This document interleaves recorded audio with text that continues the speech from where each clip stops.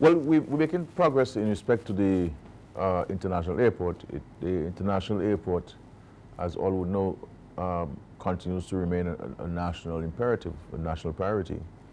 And of course, we have firm commitment from the government of the People's Republic of China for the provision of financing for the airport. And so we continue to be in direct contact with the government and officials of China on the airport.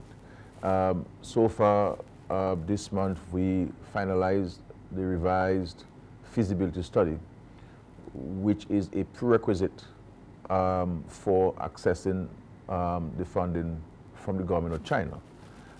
This is a 172-page document.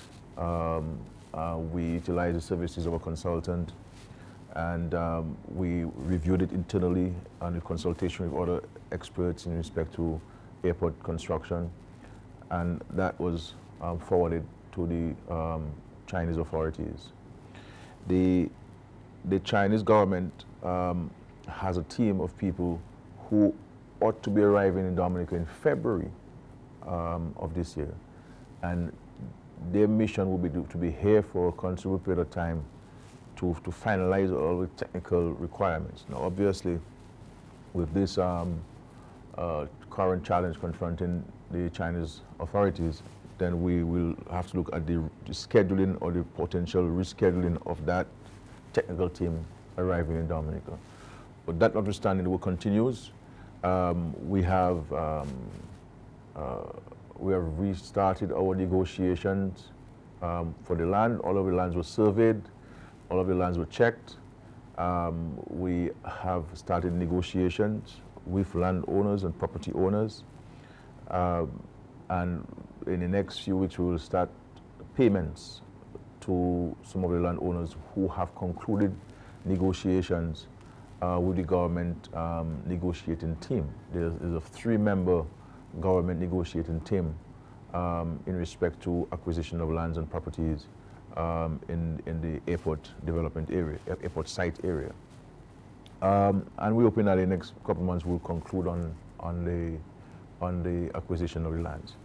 The other action that has to be taken is the more in-depth geotechnical studies or survey. And so the first area we'll be acquiring will be the area where we have to do the geotechnical studies, because that will require the drilling of some very large bores, very large holes, to allow for proper soil testing and to understand the geotechnical nature of these lands in the airport site. The other thing we'll be doing in the next week or so is the appointment of an International Airport Development Committee, a broad-based committee, because the whole idea of the government is not for the government to be hogging this project by itself and for itself, but to utilize the expertise available to it within the country, and people who have an interest in seeing this project come to a reality. And so that committee will go, the nominations of the committee will go to the cabinet next Tuesday for approval, and of course we'll inform the nation of this. So work is ongoing. This is a national priority for us. We believe that with the presence of the international airport, it will certainly complement the thrust in tourism, the thrust in agriculture, because people want to come to Dominica. People want to come to Dominica as tourists, as visitors, but we have to admit that there are challenges with regards to air access. And so with the construction of the airport, we believe that that can address the huge challenge which we have in terms of air access.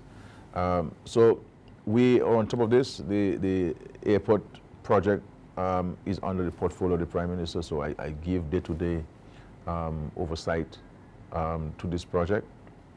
And it is a project that we are on the ball with, and we are very confident, that it will become a reality for the people of Dominica.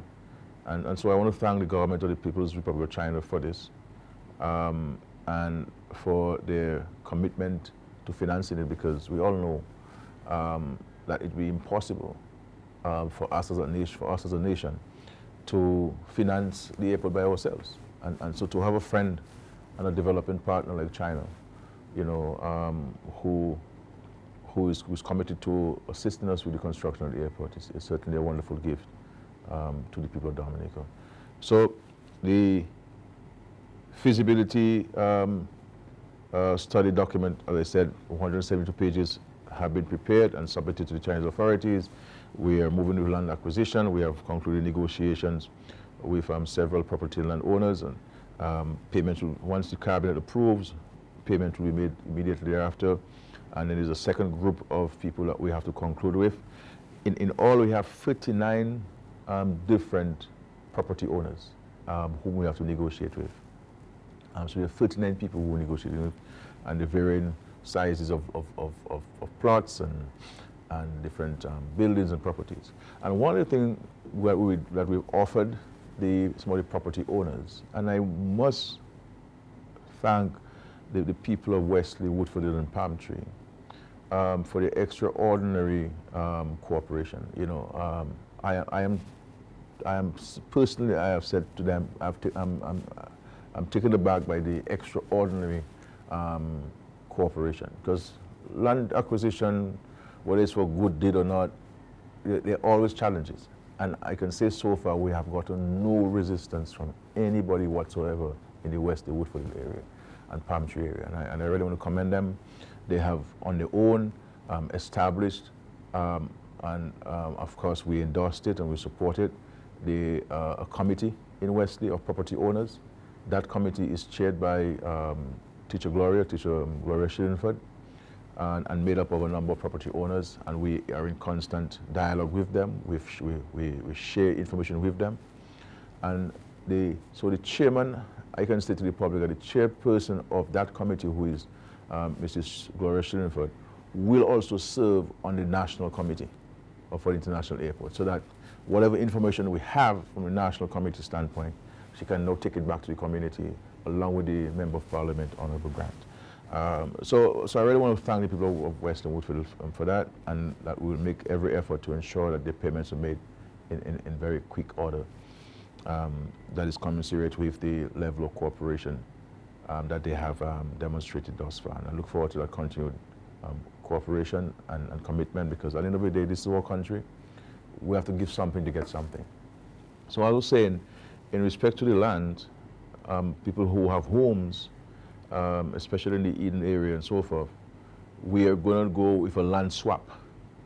So they themselves have identified government-owned land in the Wesley area that will be swapping with some of them who will be interested in remaining in Wesley, because the idea is not to just take people's property and look a check and go. No, we have to be a little bit more sympathetic and understanding, and we have been, as a government, sympathetic and empathetic, understanding the reality. So a lot of these people there'll be land swaps. So you have a house lot, you have a house on it, the government's going to buy the house and land, we will swap the land for you, and we'll pay you for your home, so that you have a lot in Wesley where you can rebuild your home, remain in Wesley, eventually enjoy the benefits of the international airport being in your community.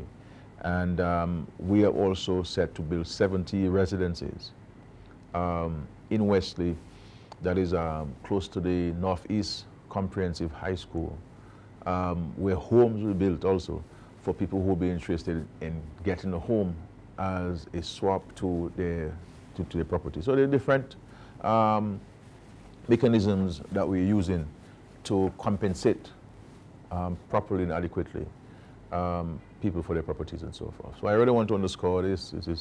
I am certainly grateful to them, because that was always the government's concern about the level of cooperation that we may get, or the level of resistance that we may get. And I can say, thus far, there has been absolutely no resistance from the part of the property owners.